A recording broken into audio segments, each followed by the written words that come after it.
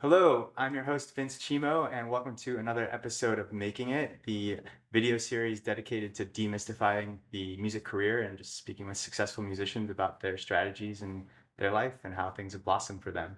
And today I'm here with the beautiful Shylah Ray Sunshine, who is truly a ray of sunshine. And we're going to be talking just about her journey and kind of how things have transpired to get you where you're at.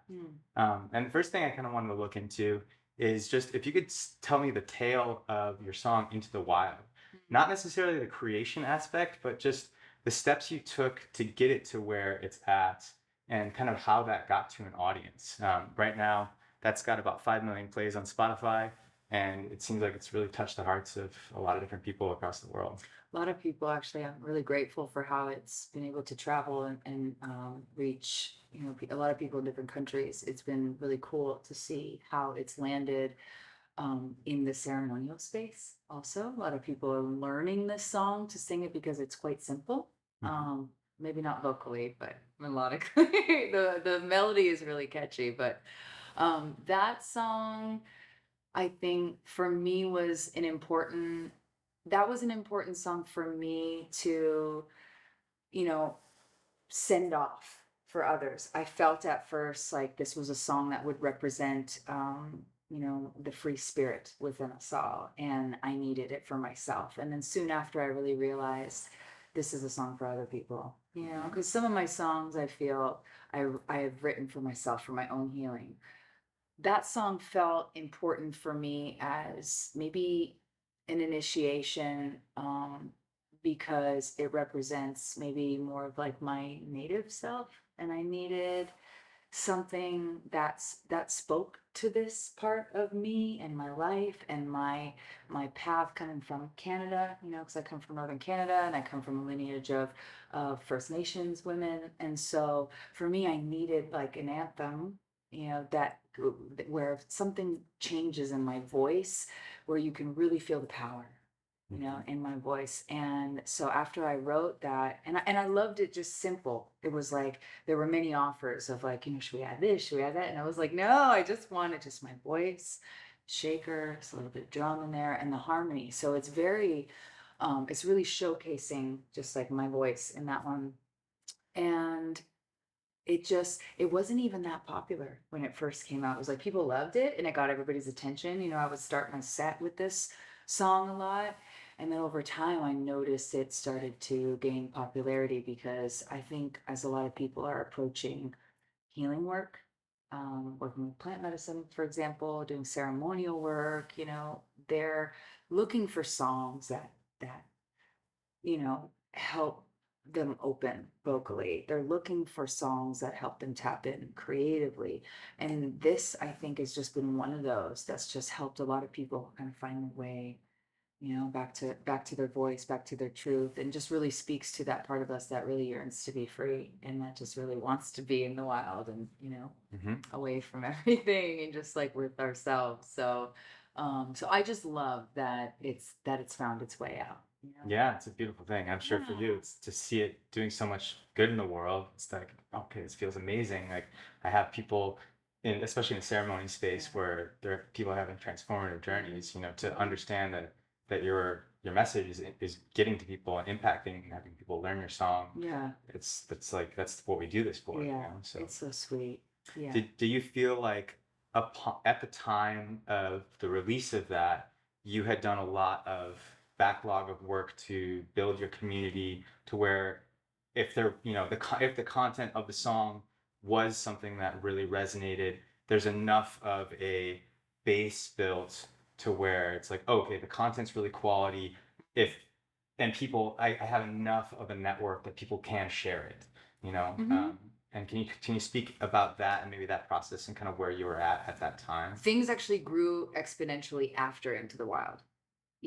Before that, it was like I had a couple popular-ish songs. People really loved my song Existence because it was a very positive and empowering anthem. And Hmm. it got into like the yoga world. It got into like women's empowerment and retreats. People were playing the song. People were telling me, my music was playing down in like Costa Rica at retreat centers. And I was like, Yeah, it's it's amazing. cool. Yeah. Yeah. So it's just like, they're like, I was doing yoga to your song. I'm like, amazing.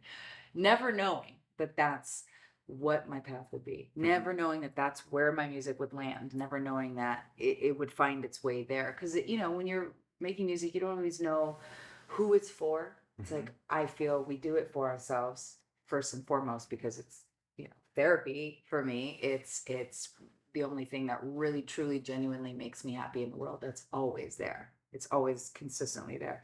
So my album was kind of a compilation of older stuff, some newer stuff, and when Into the Wild came out, I knew that it was well received enough, and I just kind of threw this album together because I thought Into the Wild's going to represent this piece.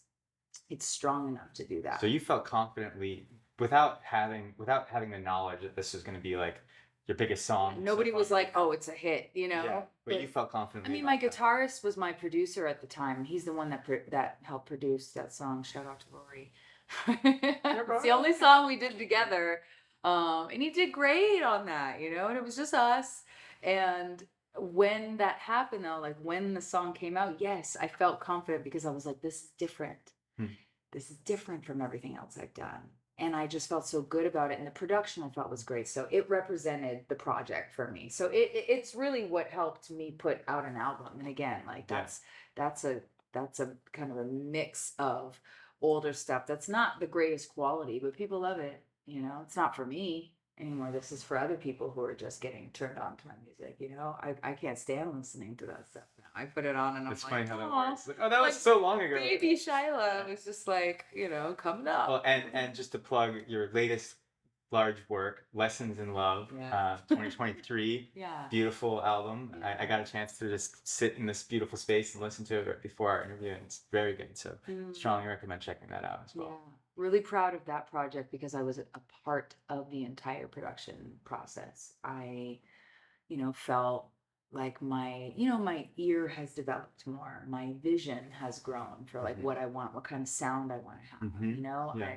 Yeah. We as we evolve as artists, or I can only speak for myself, but as I evolve, there's like a standard where I'm like, I'm not Of going course, back yeah, to the for sound. sure. Like I am Totally. moving towards Yeah. something here. Like I'm getting, even deeper into the neo soul and R&B world. Definitely. Yeah. And as an R&B artist, where a lot of my songs have also carried a strong message, either of like God, love, consciousness, things that are different and not really like sellable or marketable. It's kind of limited me being in this genre, but I've been looking to kind of branch out, step out of that a little bit, and make like songs about love, God, and healing popular. That groove. Yeah. Not sellable, popular. Well, yeah, I got a chance to listen to some of your older stuff as well Okay. in this context, and I definitely heard the progression into a more like modern contemporary production style, Yeah. very much in the R&B, but still taking the roots of ceremonial messaging, basically, Yeah. which is ultimately what the world really needs to hear right now. Yeah. I think I wrote really great songs. I do. I just don't think I had the production, that I could have needed. And I didn't have the money for that either. It was like I didn't know how much it costs. Are you talking about in this latest album or the No, previous before works? that, Yeah, like my older stuff where it was like I think some of them were actually really great, but the Yeah. quality didn't come out, the way I would have intended, and say that I had financial backing or I was with a label or I had, somebody funding the projects. These songs could have came out like, You can always do a Taylor Swift and re-record the ones that you think are. I don't follow in her footsteps, but Fine. but I will consider it. Yeah, I've thought about that, and some people have said that. And there's still a bunch of songs that are Yeah, unreleased. Obviously, for sure. Yeah, they're just sitting there, and they've just been keeps growing. Yeah. they've been songs that I've just been performing for years, or that I used to when I had a band. When I had the band, we were doing all these songs that were never released, and people could only hear them live. Because I'm an entertainer and a live performer, I think, first and foremost. I've Yeah. always been since I was a kid. Yeah. That's always been my drive. I'm not a songwriter musician that's like playing instruments every single day and writing every day. And I don't have hundreds and hundreds of songs. I'm not that kind of artist. I'm more like, I'm a mother also, so I don't have time to just like be at the piano every single day, like writing songs. I would if I was being paid. If it was like, hey, The financial piece is difficult. yeah, if it was like, there's this project, we have an incentive, like we have a vision, we want your voice on this project, we want you to write a song. It's like, wow, that's a beautiful way for artists to be able to support themselves. And I'm all about it. So if I have to write music and work with producers that work in the commercial world a little bit more or that work more in mainstream, I will do that because I want to be able to support myself through music. And this is one of those ways that I think artists are able to do that today. And that a lot of artists aren't doing research about and don't have goals. Yeah. I have goals to do that now because I see my friends who are super successful because they're writing songs for bigger artists, and now these songs are landing in, media, TV, film. I'm very particular too about what I would lend music to, of course. I want to make sure that I approve of, the brands, the labels, the people, make sure that everything's in integrity, aligned with my values. But for the most part, I just think it's a great way, a great aim to, like, after 20 years of me like not really making a ton of money doing what I love, if I want to do that, I could. Yeah. Yeah. So that's been That on, makes it's a lot on the of sense, vision yeah. board. It's there. And to just for a little bit of context for anyone listening, like Yeah. right before this interview, we had a little bit of a talk of you basically talking about how you've been able to play in a lot of these lovely environments that a lot of musicians I think would have are basically like that's what we're shooting for, Yeah. playing at a lot of kind of transformational festivals and hippie festivals and stuff like that, and they're beautiful environments, but to live a life in California, especially raising two kids as a single mother and having this like level of stability, even at the place that maybe looks glamorous to a lot of musicians who haven't really like made it yet. Having that long-term viewpoint of like, okay, that's a beautiful thing to have in your life, but also where are the avenues where the financial pieces can really be comfortable? And I think that's a lesson that like from what we've talked about so far, it's a really big insight for me. It's like, okay, really be careful what you wish for, so that's it's a really helpful thing that I feel like I'm learning from you in this context. Yeah, transformational festivals don't always pay. They value like the art, but do they value the artist? Not always, right? We want the music. Do we think about what has gone into it? Do we think about all the time the artists have dedicated to create that and everything we have to do to get to this point, And I think artists have been so used to settling for less than what I believe music is really worth. It's a Everyone in the world loves music and uses it almost every day. Yeah. In their daily life. Of course, yeah. And then when it comes time to actually compensate the artist, they are just getting, and if I may swear, royally fucked right now. Yeah. Because of Spotify and all this streaming. It almost like felt good to me back in the day. Like when I was a teenager, I loved buying the album. Totally. You get excited about it. And you listen to the whole thing through. The whole thing, and I'd just read that book. I'd read the credits, and I'd be like, "Who's Max Martin?"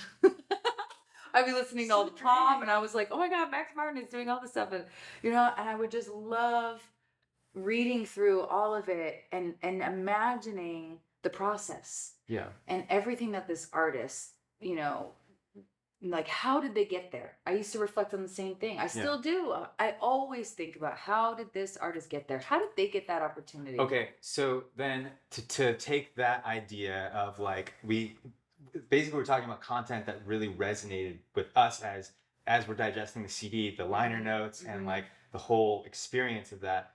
What do you feel like in your career, especially in the past like 5-6 years, has been a content strategy, even if you don't want to call it a strategy, that has been like pieces of content that you feel really resonate with your audience and have helped expand, and are the things like the liner notes that are like, oh, this is another way that I can really resonate with this artist? Okay.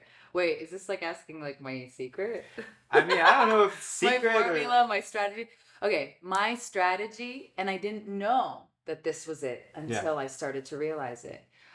Things changed in 2020 for me, because when people started staying in and not going out to shows, and a lot of my friends could no longer perform and support themselves, I luckily had an online business of teaching singing. in music and songwriting. So my business actually grew during the pandemic.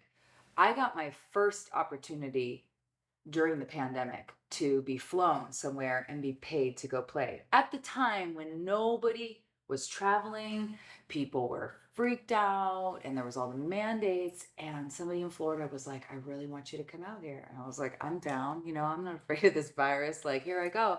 And I went, and it was so beautiful. And after that, it was like the opportunities just kept coming where people were like, "Oh, she's touring, she's traveling during the pandemic, and she's available for live concerts." And there's not a lot of people that we can find doing that.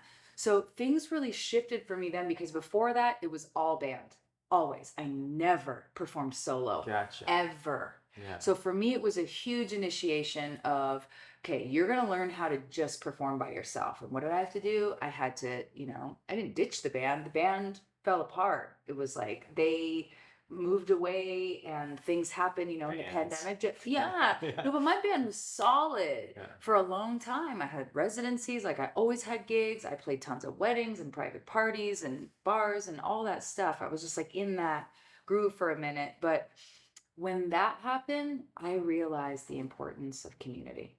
I realized the importance of, me being able to travel and meet new communities and building personal relationships was by far the most fulfilling thing I ever experienced. It was more fulfilling to me than playing those gigs over and over and over again. Mhm. Yeah. Me traveling, getting to new places where I didn't even know that I had a fan base. Because so when I got to Florida, it was like, oh my God, all these people know my songs. I would not have known this. So I went there, and now those people are like fucking family to me. And I can go back every single year, and I have a place to perform, and I have people Yeah, that that's will come beautiful. out. And it's grown. That's beautiful. And I have places and cities like this all over the country now. So there's artists who are with labels or who have managers that are kind of doing all this work. They're doing the scouting, they're doing and I am with a booking agency now, but I've been independent forever. So I've had to find my own way. And I've realized that building personal relationships, building trust in personal relationships is the only way. It's the only way.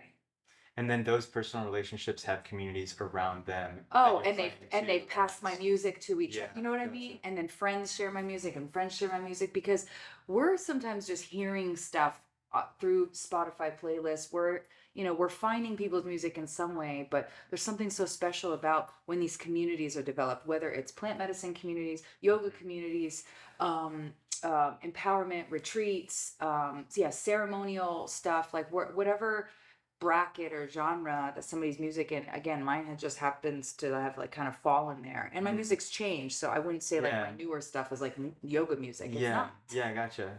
But but the message is the same. The music has changed. Okay, So, that leads me to two questions that are like burning for me. Yeah. And I'm gonna just give them both to you. Yeah. Like, maybe we give them both. Or, yeah. so the first one is you're saying that basically you found your community. You found your people, and you realized that your content at that time just worked well in this context. Basically, did you feel like there was a moment where at your making process, your content making process was then like even more laser focused, as like, now that I know kind of the subgenre that I'm falling into, I'm gonna really target like this sound because I know it resonates and I know it works with people. So that's question one. Mhm. And then question two is a different question, but if you can step back even before pandemic, before when you were kind of in the period of you're known in your local community, doing the gigging musician thing, playing the weddings, you've got your band, you play some local gigs. How then did you go from that to like having 3 people in Florida listen, or having 5 people in Mississippi listen? Just like just that going from the tiny seed of just local to where it's like now it's just the snowball is just starting to roll into an actual formed thing. Because that first like seed to sprout inception point is like I personally feel like is one of the biggest jumps in an artist's career. And I don't understand that. I'd like to understand how that worked for you. Yeah. Well, again, when I got out to Florida, there was more than 3 people. It was a whole group and community of people that were all aware of me. And again, I had no awareness. So it just felt like it feels like homecoming. It Yeah. just feels like I'm coming home to people that I already knew, which is such a trip. And everybody knows this, right? Where you just like vibe with people immediately. Yeah. Because they've already been building a relationship with me And through my music. is So that from you just releasing the content that you care about on an online platform and just like posting about it and sharing it, and it just happens to kind of Mhm. And spread out? and the music gets into circulation through these playlists. You know, people share playlists. So in some way, I am grateful for Spotify. I am grateful for the algorithm and for how the music bumps up because there's bigger artists that people will listen to, and I'll jump in there. Yeah, You totally. know, and And then it's they the go, most, "Who's yeah, that?" look And at that's the where Into the Wild kept popping gotcha. up and popping up. So that's the first song that a lot of people heard. And then, what was the first question? Well, Wait, the so first is the like, first one was basically like after you realized that content resonated with the community, did you yes, start shifting your content yes, I did. micro to that? Yes, because again, I was reflecting on my older music and was like, okay, people love this because, well, firstly, the quality of my voice. Some people just resonate with the quality of my Mhm. voice. They just Yeah. love the tone of my voice and what it can do.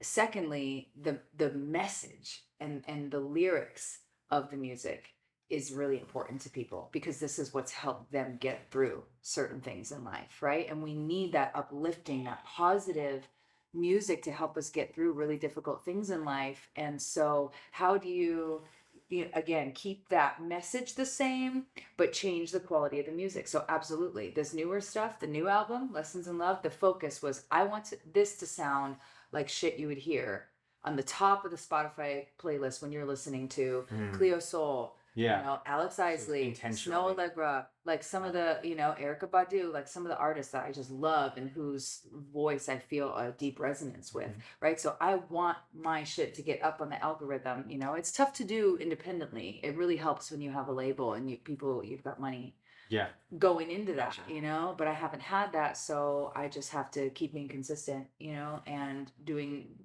the new album was that way of like, I'm just going to get my foot in this door a little bit. And now the next project, even more so.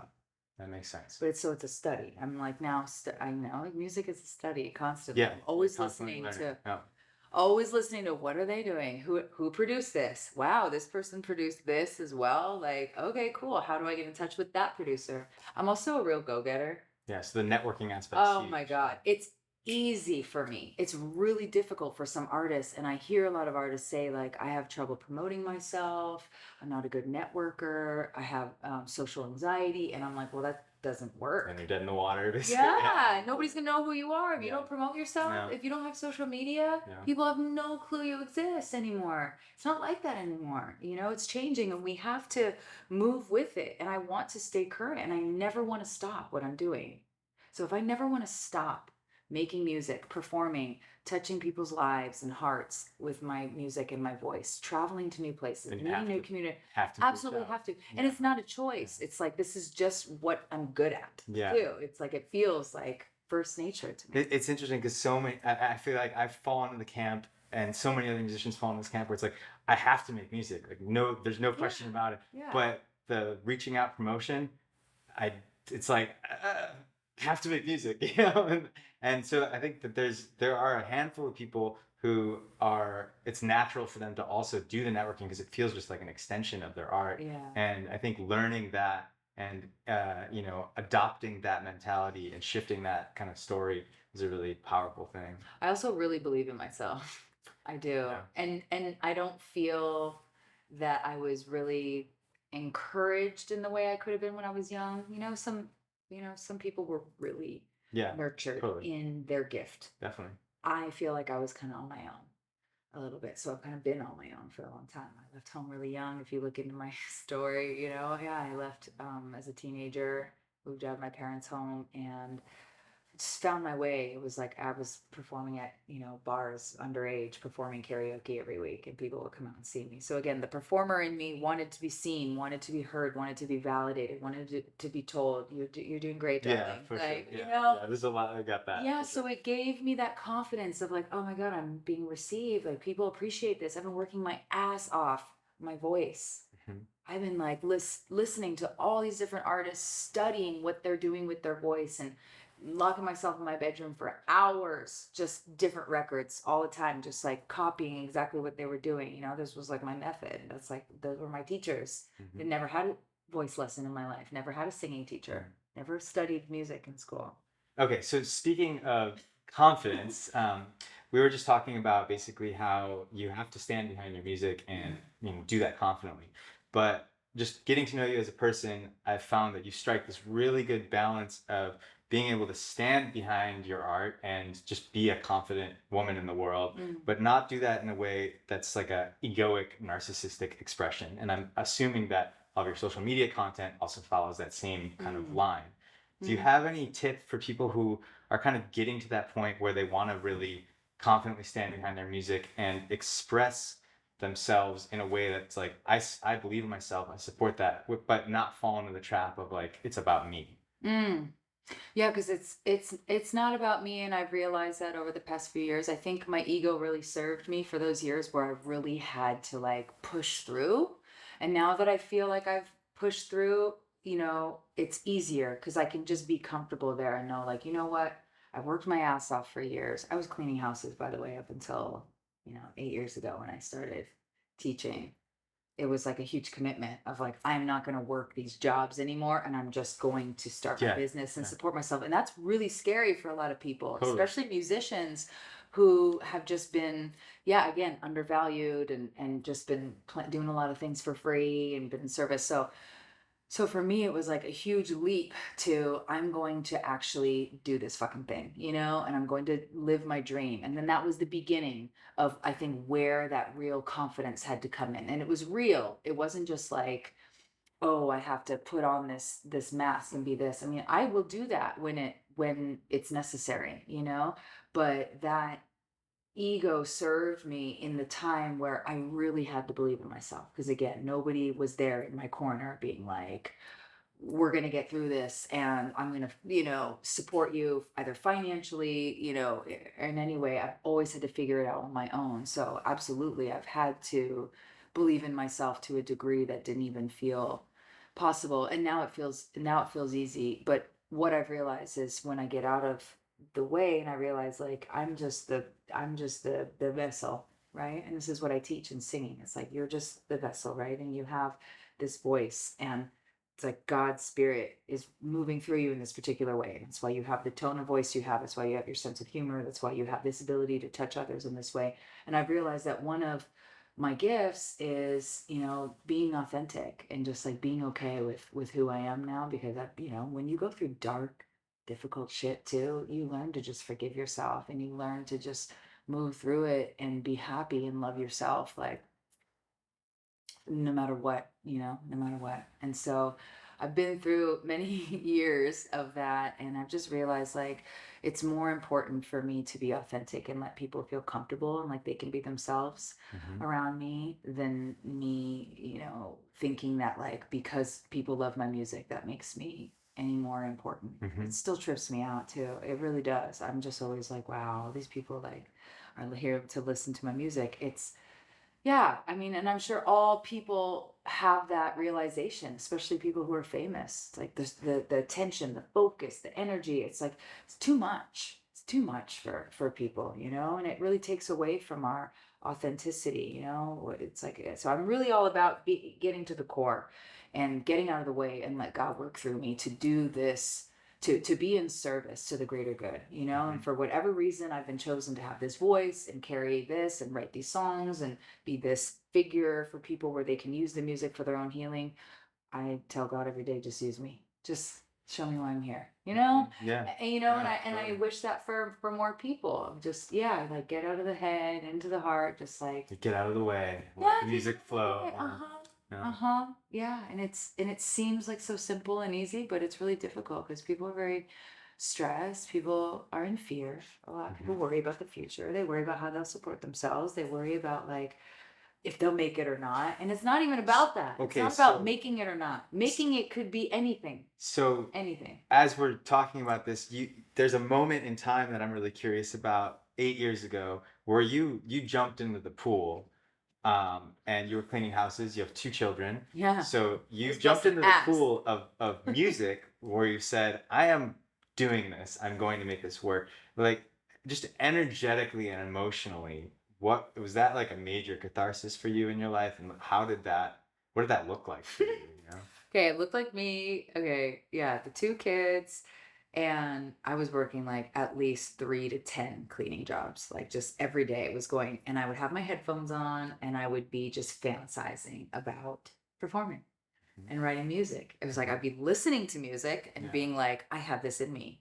Every day I'd be listening to other people's music and getting energized and getting inspired and being like, why the fuck am I not making music like this? Why am I not out there doing that? Like, why are you doing this? Yes, you're good at cleaning and yes, you get paid well, but you are not living your dream. And it was pretty easy for me. I had a mentor at the time who was like an older sister who had a very successful online business. And she just kind of coached me through it and was like, look, you can do this. This is your passion. This is what you're best at. You need to support yourself through this. And I never thought I could teach music ever. I never thought I could teach singing because I've never had a teacher. I've never had a lesson. I didn't know a formula. So I just started by teaching people how I taught myself.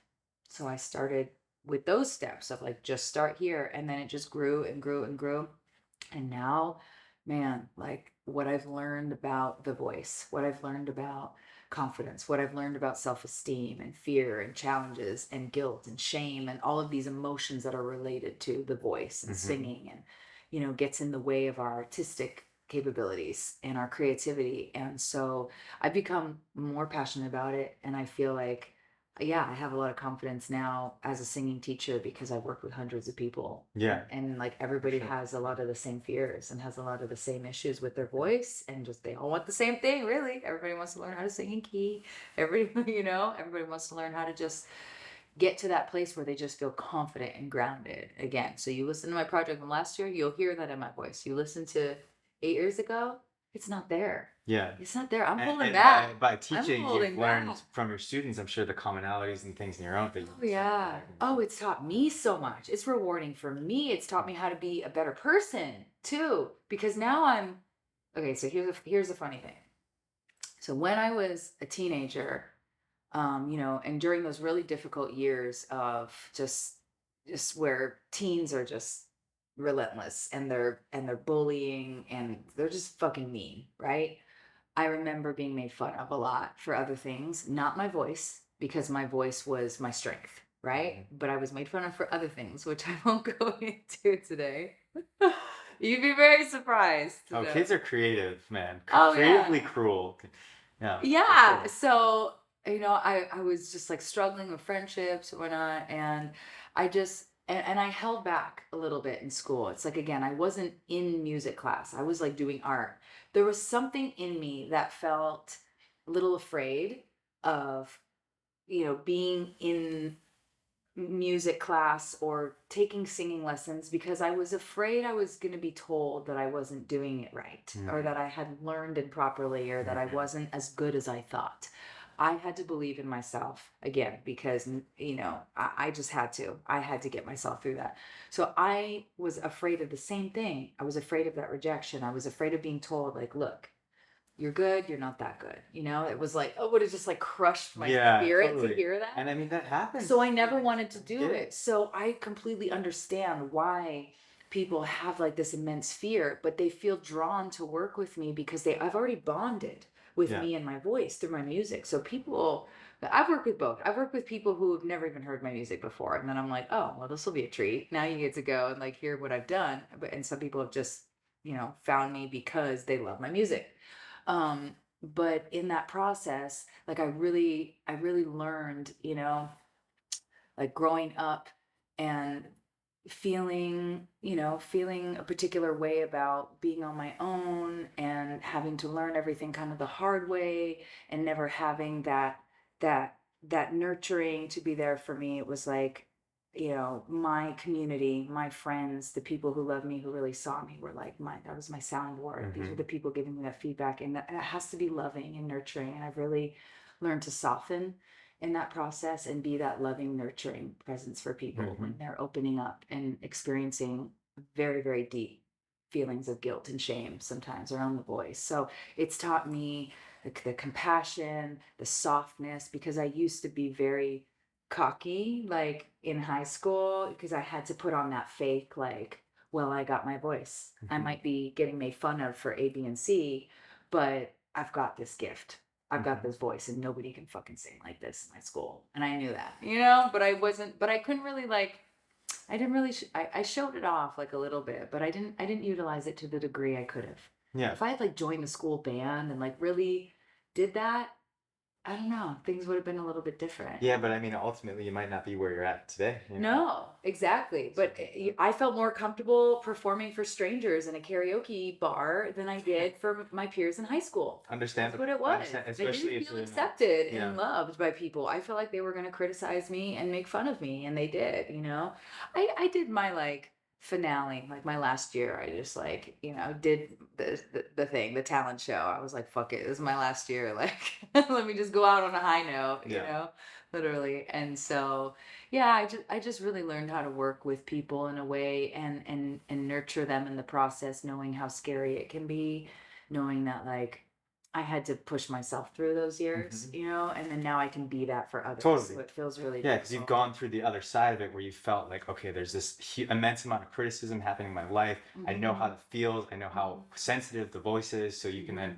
take that experience and transmute it into I can now be a teacher that can guide people who are going through that same insecurity Yeah. and do it from a place of confidence. Yeah. So that's, yeah, Yeah. it's a Yeah. beautiful Because I thing. used to just sing and I knew I was better than everybody. So that's what I'm saying. It was kind of like I would be the one like singing the loudest, like in the Yeah. car with all my And girlfriends, they're like, and I wouldn't damn. give other people the space to Yeah. sing. So now I'm like, sing. Yep. And it feels beautiful to go from that, like, but again, when we're young like that, we're just, again, using the ego or using that like fake confidence to help get us through difficult experiences. And that was difficult, not feeling like, I wanted to go to Star Search and shit. Like I wanted to do that, and my Mhm. parents weren't really up for it, I guess. Well, there's just to like step back for a second. There's like a few threads that I feel like connect this whole conversation that I'm just noticing are like the things that just glue your essence together in terms Mhm. of what's really worked in your and I think what I'm noticing is that ultimately everything seems to come back to human connection. That you've got this way of using your voice to connect with others. And Mhm. then that seems to expand to teaching a teaching community that you develop, and then developing micro communities through your content and Mhm. through your lyricism and Mhm. what resonates with you. Mhm. And then through that, then extending those human connections into physical going to the place, just like you are here, making friends with a bunch of people. Now everybody here is gonna say, "Oh, Shylah Ray's awesome. Check out her music," Yeah. and having those communities then grow and doing that more and more to where it's like now there's a network, a little Mhm. mycelium growth, and Mhm. that seems to be the thread at least. Mhm. And the second piece of it seems to be like maintaining consistent confidence in what you're doing throughout Mhm. that whole process, Mhm. and not and with the attitude of it's flowing through me and Mhm. I'm grateful to be part of this. And it Mhm. seems like those things combined have really just led you down this path Yeah. basically. Yeah. The network. Yeah. Anytime. Even so, I'm on my summer tour right now, right? And it's no biggie. It's just a mini tour up the West Coast. But some people are like, how did you do that? And I said, I just reached out to people. Yeah. I don't have somebody booking these shows. This is me reaching out to personal connections or getting asked to do one thing and then basing the tour around that, because I know people in different cities and I have no problem reaching out and going, hey, do you know of a venue I could play on these days? Do you know a venue I could play on that weekend? Do you have a personal connection? It's always through personal connections. I always get the gig whenever there's a referral, whenever there's a personal connection of somebody where we trust each other. Hmm. Like somebody would trust your music taste and you were like, hey, check out this artist, That's right? how We trust that. yeah. But if you do a cold email or you reach out, nobody's ever heard of you, you might not get an email back. But if somebody goes, hey, I got somebody for you. You know, Hmm. that's how I move. So I trust people who I know are in the music world and who are familiar and who are artists and who play. And so I reach out to these people and I go, who do you know in that area? And that's how I booked every single gig on the tour. You know, I just reached out and I just said, those are my dates. And if it didn't work, next. If it didn't work, next. It's a lot of fucking work. Don't get me wrong, because you have to be patient, you have to be consistent. I have to reach out sometimes 3 emails. Hey, where's the flyer? Where's the ticket link? Where's our, you know, I'm being my own manager all the time. It's exhausting. But I don't know that I could have somebody else in charge. I'm Yeah, really fair enough, bossy. fair enough. That's I'm good. really bossy and alpha. You know what and you want. I do. So that's why I'm kind of like, could I really leave it up to somebody, you know, to do it all for me? But again, I'm grateful for having a booking agency where now I can play other events that maybe would have never considered me if I had just reached out on my own. Yep. You know, they'd be like, who is this person? You know, but now there's an agency that goes, we represent this artist. And they're very good. And we're gonna have her play, and this is what we want to get her paid. It's nice to have that formality. That's Yeah. there's definitely crossing that threshold is a It's been huge thing. patient for years because again, what I've been doing works. Mhm. My formula has worked, but now I'm at the point where I'm ready to receive more support and more help. So doesn't mean I'm open to signing with a big label or anything. It just means I'm open to, you know, I have a team now, whereas I was by myself for a long time, and now I'm really grateful to have a team. Yeah. Yeah. Awesome. Yeah. It seems like you're in a beautiful place. Teamwork. Yeah. Things are blossoming, so it's a beautiful thing. Yeah. I think we're kind of at, it feels like a good ending point, but I want to see, do you have any advice for people who want to make that jump and go from the, you know, local club circuit, musicians playing in their community to, I want to build a career out of this? It'd be different advice for everybody, really, because I'd have to look at what they're doing that's not working, right? Because again, there's so many elements now that some artists just don't know how to work social media. So I would be like, that's where you need the most help right now. Then just work there, just focus there on building that up, just creating visibility, consistency, because social media can be a beautiful tool for creativity. You know, I'm posting stuff now that I was not posting a year ago. Like I'm trying to play different instruments and posting new content, you know, that just keeps my viewers, my listeners, my followers, like just engaged and keeping up with me, you know, and people can't keep up with you when you're not sharing what Yeah, you're you doing. have So no I'd be outlet like, for if that. that's a weak point for you, get some help with that. You know, hire somebody, get somebody or that wants to volunteer. I also have had just a lot of people help me along the way, just in service, you know, who are just like, I just genuinely want to help you. You know, I think there's people that always want to help. They always want to help artists. There's a lot of people out there who are here to support artists. And those people deserve a lot of recognition because it's a really difficult journey being a musician and an artist today because they're not really supported and they're always undervalued and sometimes fully disrespected.